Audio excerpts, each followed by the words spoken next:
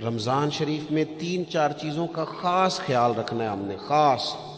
ایک تو رمضان شریف میں قرآن پاک سے خاص محبت فرمائے، شہر رمضان الذی انزل فیہ القرآن، خاص محبت۔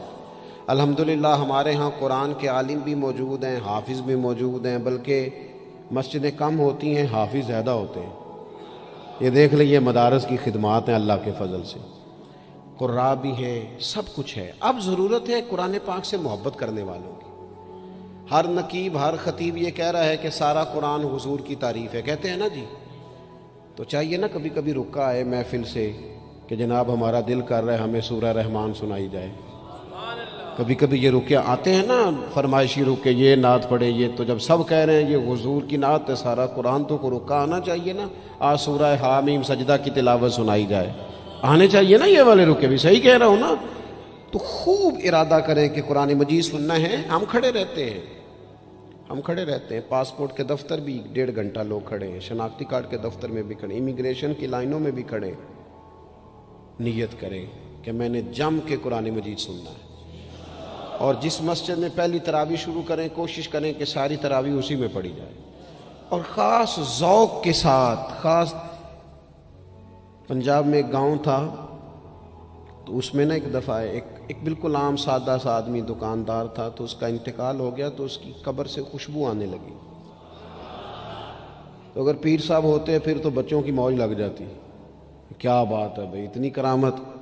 عام سادہ آدمی تھا، قبر سے خوشبو آنے لگی، لوگ پہنچ گئے، معلومات کی، گھر تک گئے، کہا کوئی مطلب ٹھیک ہے داڑھی شریف تھی، نمازی تھا، لیکن کوئی ایسی خاص چیز ہم نے نہیں دیکھی۔ تو اس کے گھر والے بتانے لگے کہ نا قرآن مجید نہیں پڑھا ہوا تھا، بوڑھا آدمی تھا لیکن قرآن مجید سے عشق کرتا تھا، کئی گھنٹے قرآن مجید کو وضو کر کے اپنے پاس رکھتا اور پھر انگلیاں چلاتا اور کہتا میرے مالک نے میرے لیے جو بھی فرمایا ہے حق اور سچ ہی فرمایا ہے۔ اسے چومتا، پیار کرتا۔ اللہ نے یہ اعزاز دیا کہ اگر انتقال ہوا تو قبر کی مٹی سے بھی خوشبو آنی شروع ہو گئی۔ خدا را قرآن پاک سے پیار کریں، خوب ذوق بنائیں کہ ہم نے قرآن مجید کو سننا ہے۔ دوسری میری گزارش یہ ہے آپ حضرات سے کہ سحری میں اٹھنا تو ہے ہی، سودا لینے کے لیے بھی جانا ہے، ہمارے ہاں دہی دودھ کے لیے بھی لوگ صبح صبح جاتے ہیں، تو ایسا نہ کریں کہ تھوڑا 10 منٹ اور جلدی اٹھ جائیں اور پورا رمضان تہجد کی نماز پڑھیں۔ بڑی پسند ہے نبی کریم کو تہجد کی نماز۔ صبح اگر 2 رکعتیں نصیب ہو جائیں تو نبی کریم علیہ السلام نے فرمایا جب جوان آدمی تہجد کے لیے کھڑا ہوتا ہے تو اللہ فرشتوں کے سامنے فخر فرماتا ہے۔ یہ ضرور عادت بنائیں، صبح جن لوگوں کو چند نفل نصیب ہو جائیں اور پھر وہ دعا مانگیں، ایک تو رمضان پھر تہجد کا ٹائم، اس ذوق بنا۔ اور تیسری گزارش میری یہ ہے، غریب آدمی جو ہوتا ہے وہ سمجھدار نہیں ہوتا، چونکہ عقل مند ہونے کے لیے تو پیسے ہونا بھی تو ضروری ہے نا۔ میں نے دیکھا ہے کہ بالکل ان پڑھ آدمی ہو لیکن سیٹھ ہو نا تو بڑے بڑے سیانے لوگوں کو نصیحتیں کر رہا ہوتا ہے اور اس کی سنی بھی جا رہی ہوتی ہیں۔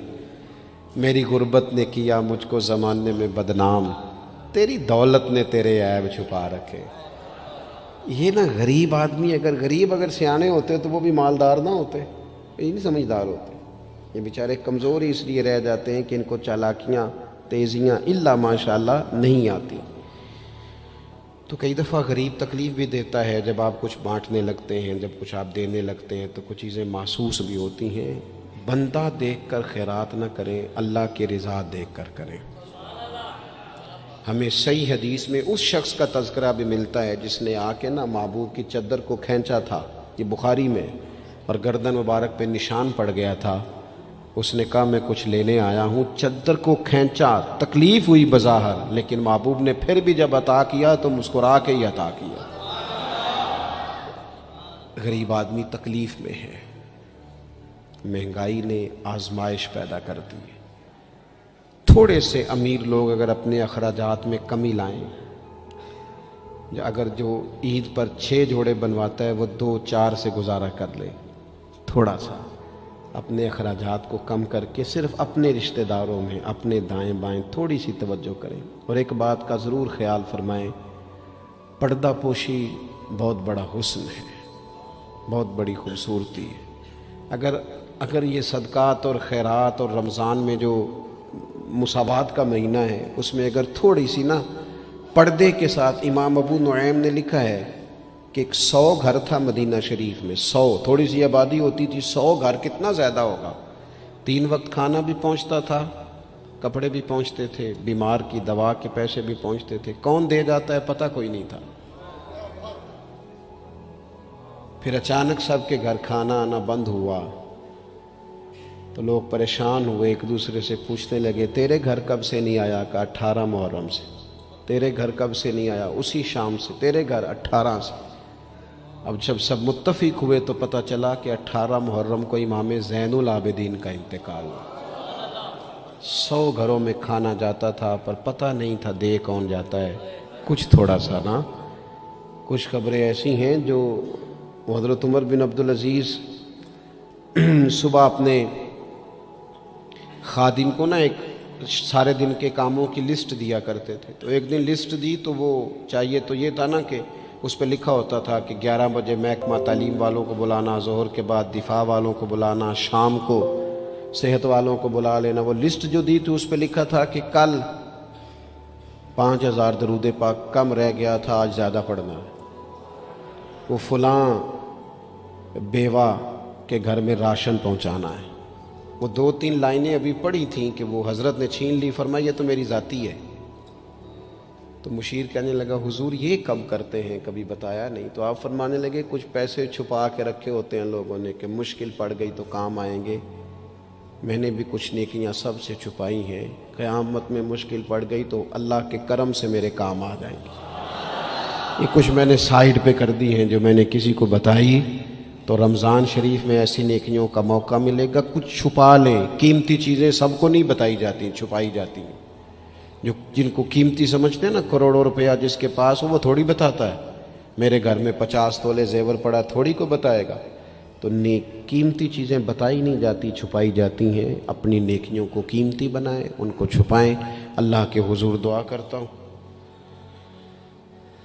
یہ حضرت نے بھی اس پر بات کی تھی اور مجھے بھی ارشاد فرمایا، یہ جو آپس کی رنجشیں ہیں نا، جب مقاصد بڑے ہوتے ہیں پھر رنجشیں نہیں ہوتی۔ آپس کی رنجشیں، بس ایک حدیث پاک عرض کرتا ہوں، اگر آپ کی سمجھ میں آ گئی تو بات۔ ہمارے ہاں نا کچھ لوگوں نے سنتوں کو بھی مخصوص کر لیا نا کہ یہ والی سنت ہے۔ بھئی تمام ظاہری سنن اور آداب پر بھی عمل کریں اور جو باطنی کیفیات ہیں اس پر بھی غور کریں۔ ترمذی میں حدیث ہے، امید ہے آپ یاد رکھیں گے۔ نبی رحمت علیہ السلام نے فرمایا، اے انس، اے میرے بیٹے، تم سے ہو سکے تو صبح اس حال میں کرنا کہ تمہارے دل میں کسی کے لیے بغض نہ ہو۔ صبح اس حال میں کرنا کہ تمہارے دل میں کسی کے لیے بغض نہ ہو۔ اور محبوب فرمانے لگے، یہ میری سنت ہے، یہ میری سنت ہے، یہ میرا طریقہ ہے دل کو۔ اور ایک حدیث پاک میں حضور نے خود فرمایا تھا، کوئی کسی کے بارے میں مجھے بات نہ پہنچائے، میں اپنا دل تمہارے بارے میں صاف رکھنا چاہتا ہوں۔ اپنے دل سے نہ ان چیزوں کو نکال پھینک کے، اور اگر آج یہ چھوڑ جائیں گے نا مسجد کے باہر تو پھر تو رمضان میں ہلکے پھلکے ہو جائیں گے انشاءاللہ تعالی۔ آنے والا وقت بہتر گزرے گا۔ اللہ تعالیٰ توفیق عمل عطا فرمائے۔ وما علینا الا البلاغ۔ اللہم صلی علی سیدنا و مولانا محمد معدن الجود والکرم وآلہ وصحبہ وبارک وسلم۔ مالک کریم ہماری اس محفل مبارکہ کو قبولیت کا درجہ عطا فرما۔ اتنے سارے احباب شریک ہوئے، علماء، مشائخ، کارکن، اللہ تعالیٰ سب کی حاضری کو اپنی بارگاہ میں قبول فرما۔ ہمارے گناہوں کو معاف فرما، ہماری غلطیوں سے درگزر فرما، علم نافع، عمل صالح کی توفیق عطا فرما۔ مالک کریم سجدوں کا ذوق، عبادتوں کا شوق، تلاوتوں کی لذت عطا فرما۔ اے اللہ، خیر کرنے اور خیر پھیلانے کا ذریعہ بننے کی توفیق عطا فرما۔ ہم سب کو شر سے محفوظ فرما۔ اے اللہ، دلوں کے قبلے، سوچوں کے زاویے درست فرما۔ دروازہ رسول صلی اللہ تعالی علیہ وسلم کی غلامی اور گدائی عطا فرما۔ بیماروں کو شفا عطا فرما۔ مقروضوں کو قرض کے بوجھ سے رہائی نصیب فرما، جو تنگ دست ہیں ان کے رزق میں وسعت فرما، امت کے حق میں رحمت والے فیصلے فرما، عالم اسلام پر اپنا خاص فضل و احسان فرما، پاکستان میں نظام مصطفیٰ صلی اللہ تعالی علیہ وسلم کے سویرے کو طلوع فرما، قرب و جوار سے دور دراز سے جتنے احباب آئے قدم قدم برکتیں عطا فرما۔ جس خوبصورتی کے ساتھ یہ اہتمام کیا گیا، اہتمام کرنے والوں کی کاوش کو اپنی بارگاہ میں قبول فرما، ہمارا خاتمہ بالخیر بالایمان فرما۔ دنیا علامہ اسرار صاحب علیل ہیں، مالک کریم شفا عطا فرما، تمام بیماروں کو شفا عطا فرما، دنیا اور آخرت میں ہماری پردہ پوشی فرما۔ اللہم انا نسألک العفو والعافیۃ فی الدین والدنیا والآخرہ، رب اغفر وارحم۔